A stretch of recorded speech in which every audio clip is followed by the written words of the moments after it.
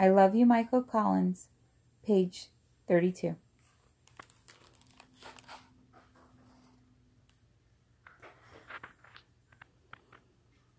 Dear Michael Collins, I hope you won't take this poorly, but my dad is not a fan of yours. You shouldn't mind, though. He's not a fan of Neil Armstrong or Buzz Aldrin either. As a matter of fact, he's not a fan of NASA and the entire space program or President Nixon. This subject came up yet again last night at dinner. There we sat, me, my mom, my dad, and Bess. My mom had made the best dish in the world, chicken smothered in Campbell's cream of mushroom soup and then baked in the oven. Does Mrs. Collins, your wife, ever make that for you? I hope she does, and if so, you know what I'm talking about. Good. Before getting to that, though, we had to eat the salad course first, which consisted of iceberg lettuce, tomatoes from our garden, and green goddess salad dressing. If there's enough dressing on the other stuff, I barely even notice how much I don't like them. Does Mrs. Collins serve you salad with green goddess? I hope she does. Green goddess is one of the wonders of nature. I'd barely finished my salad and taken a first bite of chicken when trouble started.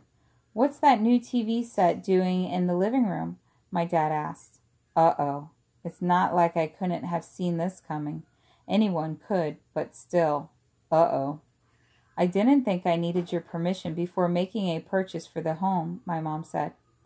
No one said you did, my dad said. But when a man comes home from a hard day at work and there's a new television set replacing the perfectly good old one, I think he has a right to ask about it.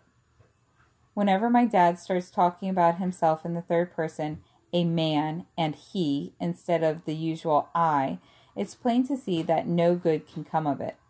I just thought it'd be nice for us to join the modern era, my mom said. You know, replace the old black and white with color.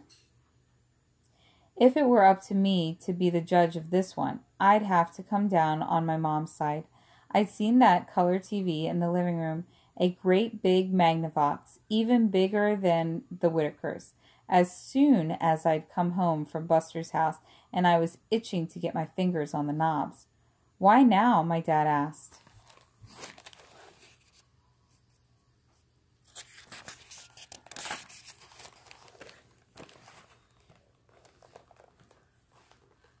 Pardon me, my mom said. Why now? He said again. Why exactly do we need color at this moment in time? Why to watch the space launch next week, of course, my mom said, and then to watch the astronauts walk on the moon. My dad pointed the business end of his fork at her. And that right there is what's wrong with this country. Color television sets, my mom said, playing dumb. We all knew what my dad was getting at. We'd all heard versions of it before. I suppose you'd like to watch the space launch in color too, Mammy? My dad asked, delaying the inevitable. I guess it could be nice, I said quietly, staring at my plate of chicken. And how about you, Bess? My dad asked. What do you have to say about all this? At the sound of her name, Bess looked up. I'm sorry, she said. What did you say? Useless, was my dad's response. You might as well be on the moon for all the attention you pay to what goes on in this house these days. We knew what he meant by that, too. Ever since Bess started dating Vinny, he's been the only thing she can think of or talk about. Everything is Vinny this and Vinny that. My father is not a huge fan of Vinny's. My father says that Vinny's hair is too long. My father says that only Jesus should look like Jesus. Billions of dollars, my dad practically shouted. And here it was. The inevitable had finally arrived. Billions of taxpayer dollars this country is spending to put a man on the moon, he continued. And for what? So we can win the space race? So we can outdo the Russians? Why? He looked like he would have liked an answer, but none of us were about to try giving him one. We knew that whatever we said, it'd be wrong. Nixon thinks he's so smart, my dad muttered. But tell me this. Who cares who wins the space race? Just about everybody, I thought to myself. But then I started to wonder, do you care about the space race, Michael Collins? Is it something you think about? Like when you get up in the morning, is your first thought, I hope we win the space race thing? We need to beat those Russians to the moon? Nixon didn't start the space race, my mom pointed out.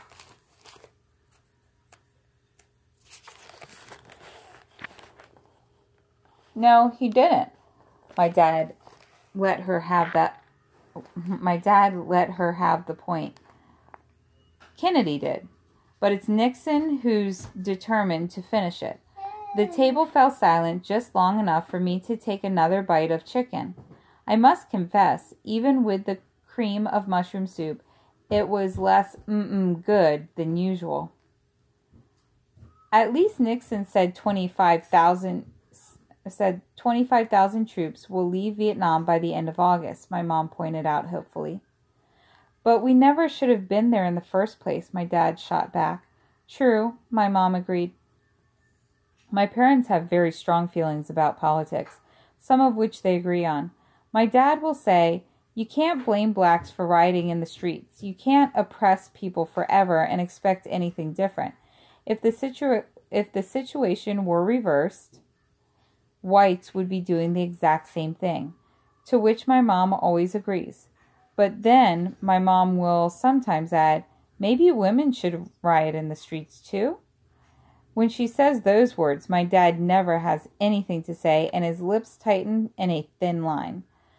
What does it even mean? My dad went on. So one country wins the space race. Big deal. If the two countries are on the brink of war later, do you think the country that loses the space race will suddenly say, oh, I'm sorry, my mistake? You're so much better than we are because you won the space race? We can't possibly fight with you. We'd only lose. Of course not. Any future wars and how they resolve themselves will boil down to what it always has. Who has the bigger army? Who has the better weapons? Who has the largest, most dedicated, and best trained fighting force? He threw down his napkin in disgust. But it won't have a thing to do with all who walks on the moon first. I don't know much about war outside of what I hear my parents say or what Mrs. Collins, my teacher, said in class about Vietnam. So I had no idea if anything my dad was saying was right or wrong. But I'll tell you this, Michael Collins, I kind of admitted the force with which he made his argument. There's something about a person believing strongly in something that's more appealing than believing in nothing. And what good is Apollo 11, my dad said. The dang thing isn't even reusable. I didn't understand what he meant by that, about it not being reusable. But then he said, they won't be happy until they have another disaster on. I've been part of any of my dad's speeches before, so I couldn't help but ask, disaster? No. It's recorded. Grissom, White, and Chaffee, my dad said. 3 astronauts who burned to death in an earlier Apollo ship. They died of smoke inhalation, my mom corrected. That's what the report said. Doesn't matter, my dad shrugged. Dead is dead. Poor fools never even left the earth. This is what this country is spending billions of taxpayer dollars for, when we've already got plenty of other problems that money could be used for right here on earth. I'm sure he said a lot more things, but I barely heard those words, and I definitely didn't hear anything that came anywhere near immediately afterward because my mind had frozen at 3 astronauts who burned to death in an earlier Apollo ship.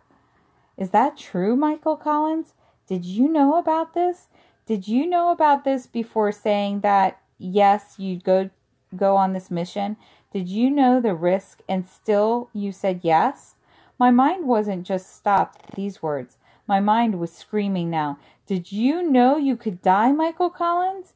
It took a while for the roaring in my head to quiet down. By then, my mom was saying something about how she thought it would be nice for us to have a launch party, invite people over so we can all watch together. And my dad was saying, over my dead body, a party, even the idea of one, would normally be such an exciting thing. We hardly ever have parties unless it's someone's birthday.